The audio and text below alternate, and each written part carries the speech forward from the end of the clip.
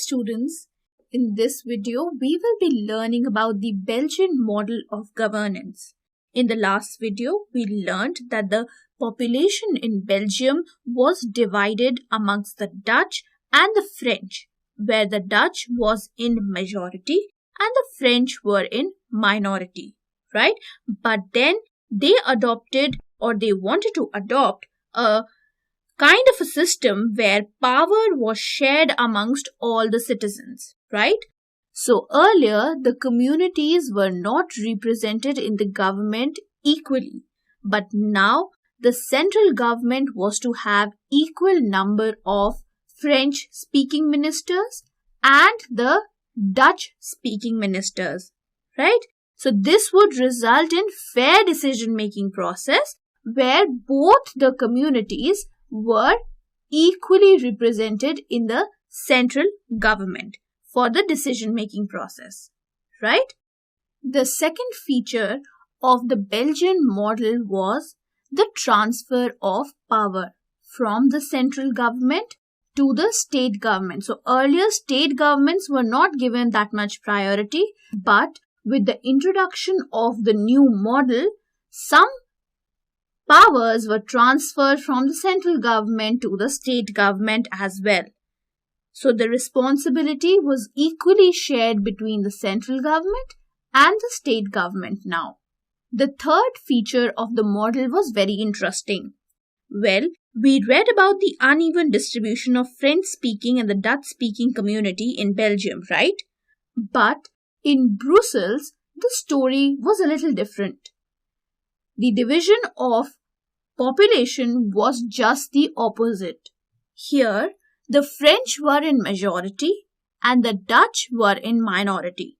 Thus, to have a fair division or fair say from both the communities, there was equal distribution that was given to the French community and the Dutch community, right?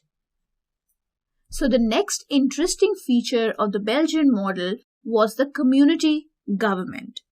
Well, in the Belgian model of governance, the community government comprised of the local people, right? So the local people came together and formed the local government there, where they could share power, responsibility by taking significant decisions on special issues like culture, education, language, right? So all these issues that were related closely to the people, the decisions regarding this was taken by the local community, and that is what it was called as the community government.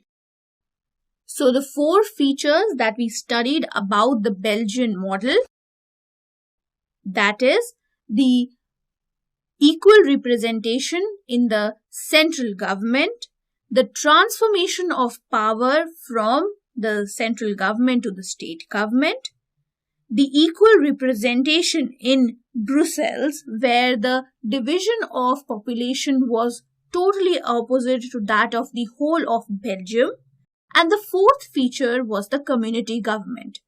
So these four features of the Belgian model actually helped in preventing a civil strife in Belgium, because all the communities were equally represented in the government. They were taking part in decision making. No community was dominating the other, and everybody or every individual was being heard in the society. So all of them were happy being a part of a model that was close to being truly democratic. So thank you for watching the video.